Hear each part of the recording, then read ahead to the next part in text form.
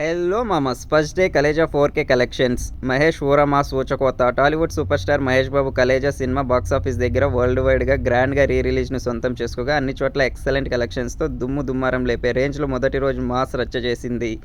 Almost ఒక కొత్త cinema release టైంలో ఉండే రేంజ్ హడావుడి బాక్సాఫీస్ దగ్గర కనిపించింది.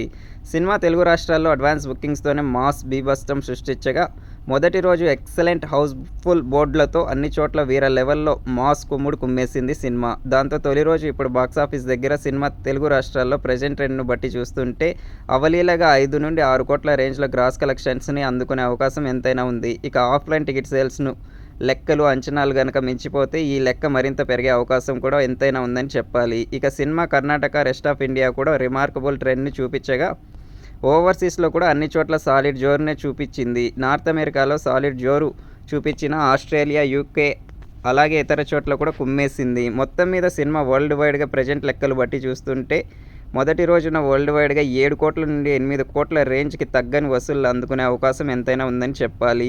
ఫైనల్ ఆఫ్లైన్ లెక్కలు అలాగే ప్రీమియర్స్ ఫైనల్ లెక్కలను బట్టి కలెక్షన్స్ కొంచెం అటు ఇటుగా ఉండవచ్చు.